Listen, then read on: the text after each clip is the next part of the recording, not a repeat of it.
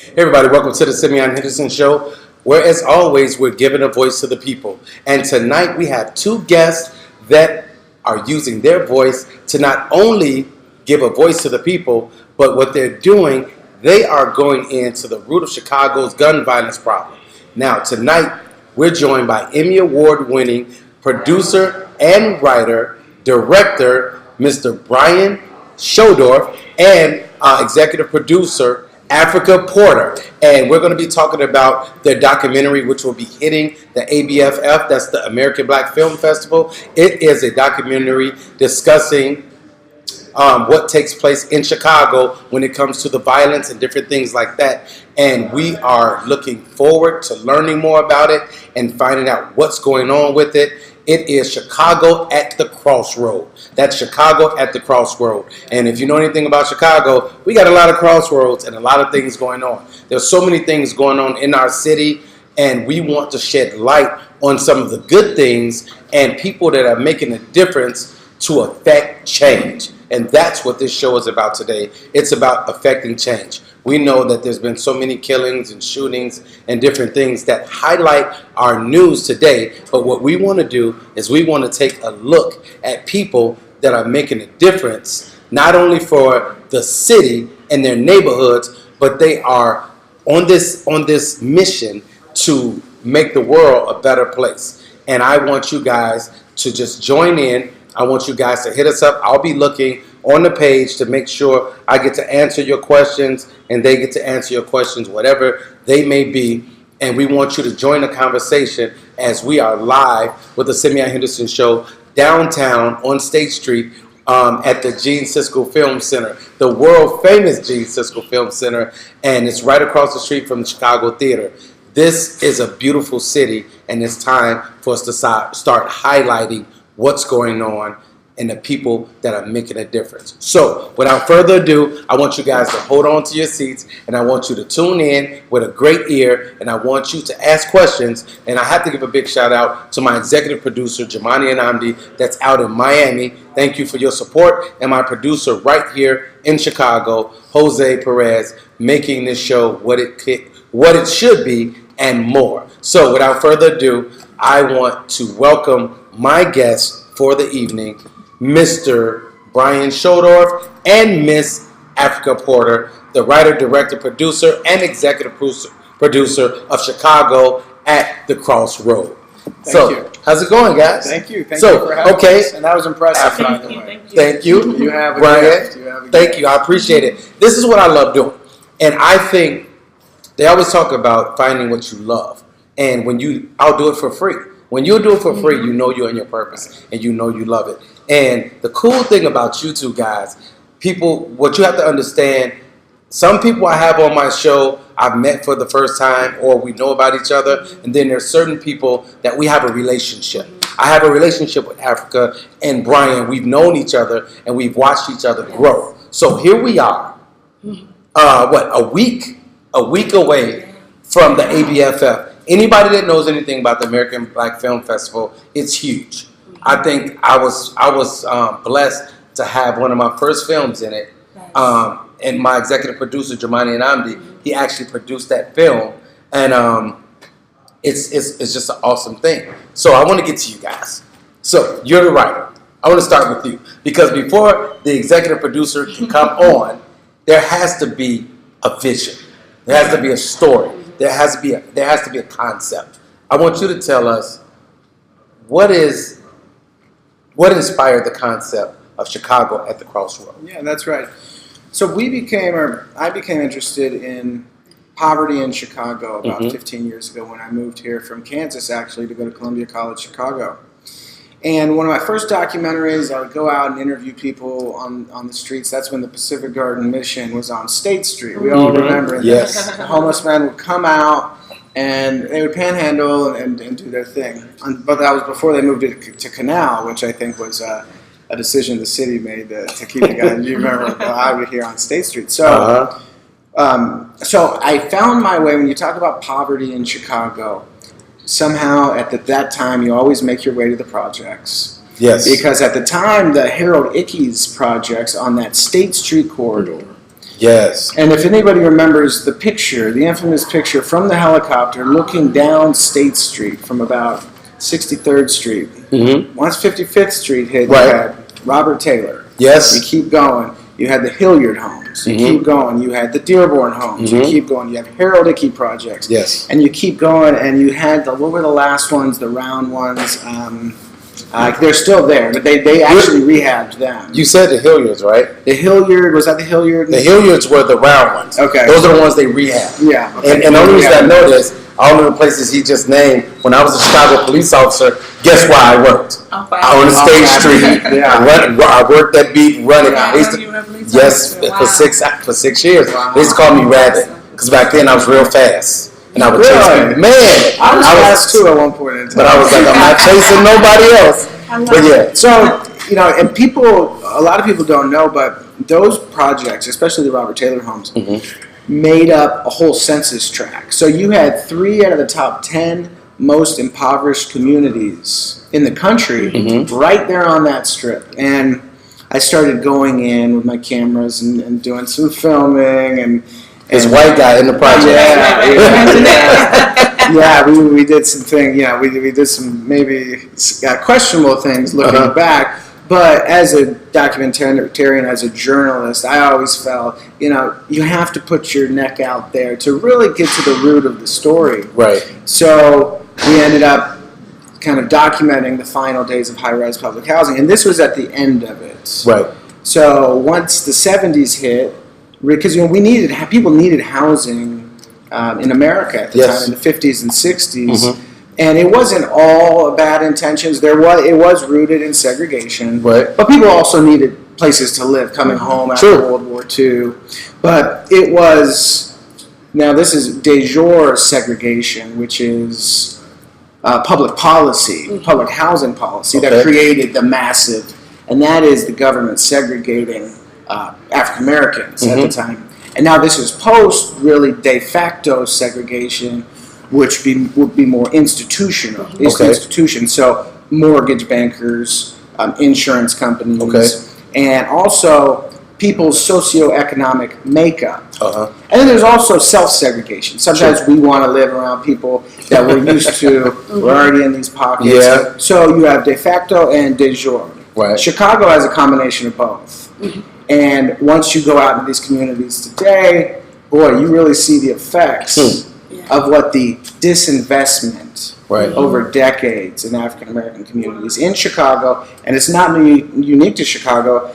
All of the northern cities, the Rust Belt cities, Cleveland, Baltimore, Detroit, all have the same issues, and it's nationwide. It's not just in Chicago. So there you go. See, Brian, this is what I'm talking about, Africa. Guys, when you sit down and you actually open up your mind and you're receptive to learning more and going deeper about cultures, about cities, about segregation, about the different things that's going on, that's when the knowledge begins. That's when you start to grow, and that's when you start to get it. An open mind. And I'm telling you, what your mom always say, closed mouths don't get fed. And if you don't open your hand, nothing will go out, but guess what? Nothing will come in. And that's what I like about what you're saying. Africa, listening to everything that he's saying, that Brian is saying, I can already see what attracted you to the project. But in knowing you, and knowing that you're an activist and a community activist, and you're always voicing your opinion and you're standing up for people, what made you attached to this project? I'm still at the place of you being a police officer, so just give me a Everybody, a lot of people know, some people still don't know. I was a Chicago cop for 6 years. Really, a Chicago cop for 6 years. I'm so sorry. What year? If I tell them, tell my age. I've known you for a long time. I know, that's you right. as an actor. So this is And I think it was right before I resigned in 2004. Wow. Okay. Yep. There you go. Yeah. All right. Yeah. So thank you for explaining. I really needed that to move forward. So this was very, very appealing to me because this is what I do all the time. Right. And the story itself, Chicago at the Crossroad, the title, the name, I just felt like, wow. When Brian first, introduced it to me, I'm like, right away, like, oh, I know this person could be great for this could be. Right. So it just kind of happened like that. You know, she had a just, list like. I know her. And Brian was like, no, that's too many. Like, okay, hold on. And we kept meeting about it. You know what I mean? So we poured some of the best ones, and I think that everyone, including yourself, will be surprised and happy to see you in the documentary.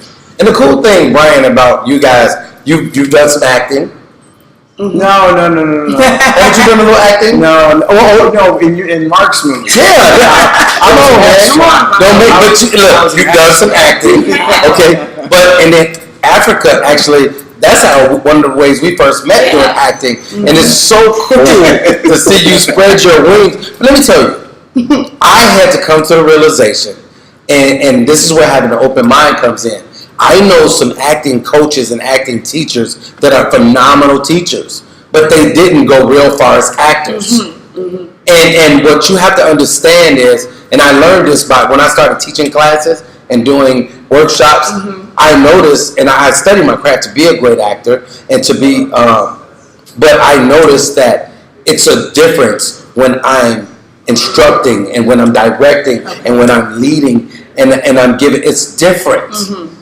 And I think watching you guys is so cool because I always see you working on what's next, getting ready, getting it going. And now I see you like everywhere I go, you're moving and shaking, and you're a producer now. Mm-hmm. And I applaud you and want people to take note to that. Even like Elisa, Miss Inez. That's right. I'm talking about going from writing music, performing music, producing, managing, radio, and people have to understand that your gift can be something you didn't even think it would be, because you're so focused on one thing, you're not receptive and open to the other things that are coming to you. Absolutely. So when we look at Chicago at the Crossroad, now we get to see you guys in the light.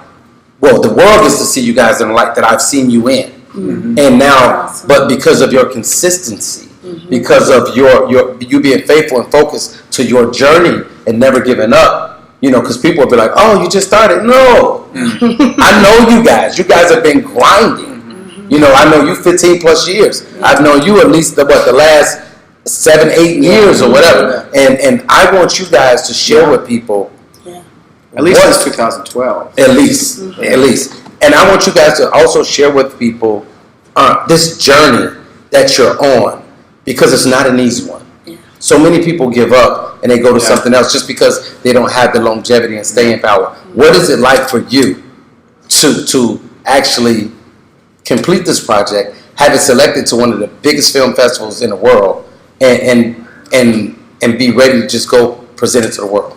Well, it's interesting because when you're talking about dedication and sticking with something, mm-hmm. it hit a little nerve with me. And I don't know if you guys think the same way, but whenever you're doing a new project where there is some type of unknown at the end of it, yes. And this is everybody out there listening, if you're ever looking to do something that you might not know if it's going to work out, it might be dangerous, whatever, mm-hmm. we would go out and when we were going to go film in Inglewood, or that day we knew we were following a gang member who had got shot several times, and we were following his recovery, and he still had PTSD, and we were going to be in the streets and this and that.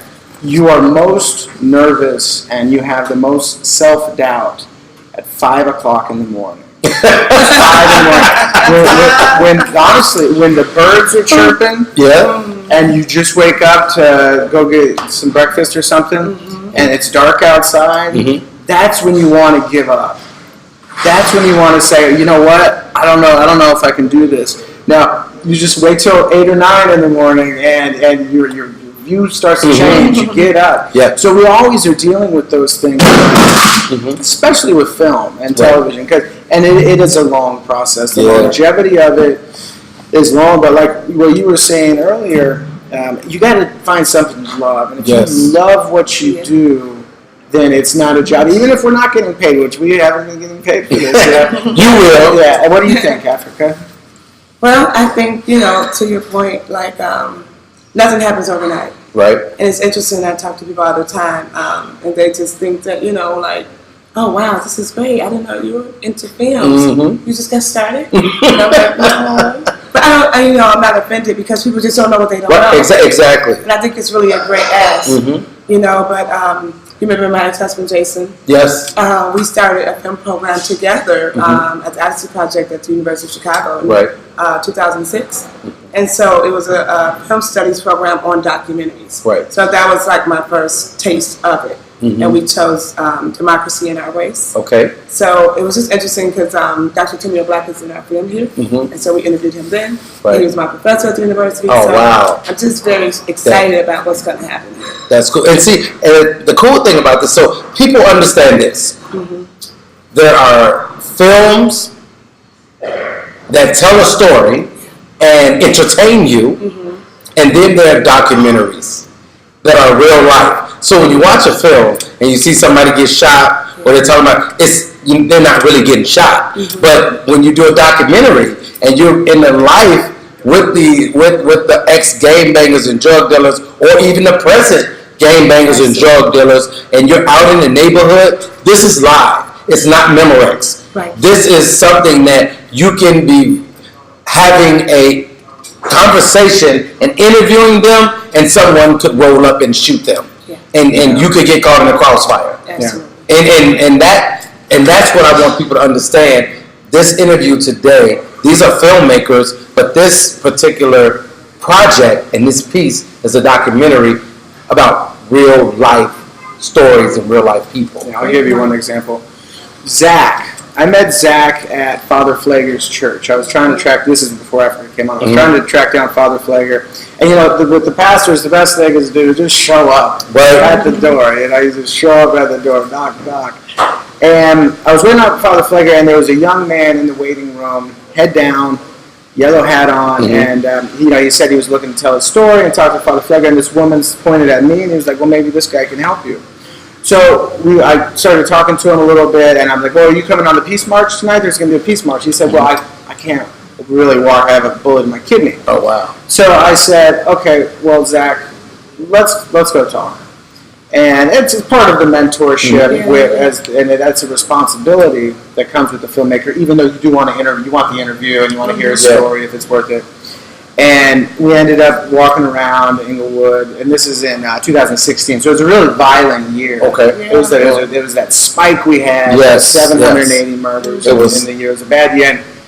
But I'll get on that in a little bit. It's par for the course if you look at the last 60 years in Chicago. It's not really that much out of the norm. But, we followed back up with him a few times, and we were going around Inglewood, and he would time us when he gets out of the car. Total PTSD. He got shot 6 times. Oh, wow. I got six times and lived. And we would get out of the car and be like, Brian, you got 30 seconds. Because, we want to shoot some people, love him, and he meant that. Yeah. Oh, he meant that. And constant looking around. Hurry up. So constant fidgety, constantly looking around. And that's a story right there that needs to be addressed. We talk about PTSD, we talk about trauma counseling, we talk about 52 people who were shot last weekend, and 1,200 new cops on the beat. Yes. What about 1,200 new trauma counselors? What about people who are on each block where somebody got shot, going door to door and talking and saying, listen, we know somebody got shot. You guys saw either the dead body, the live body, you saw the police tape, you saw the blood in the street. Let's just start checking off the list, because otherwise they're not going to get the help they need, and that's where we see retaliation. Yeah. I'm glad you said that. So we're going to take a break, and when we come back, we're going to go right into that. We're going to talk about what can be done, and we're going to talk about some of the statistics that goes along with the gun violence in Chicago, and what people are doing, what they're not doing, what should be going on that's not happening. And we're going to come back right after this, and we're going to talk about that. So big ups to my executive producer, Jamani Anamdi, out of Miami, my producer, Jose Perez, right here. We are live on location at the Gene Siskel Film Center. Excuse me, guys. Thank you so much for tuning in and joining us, because this is what you need. We need to give you this information, but we also need to hear from you and find out what you think about what's going on. So we'll be right back after this, and I'll see you in a minute with Brian and Afrika and Chicago at the Crossroad.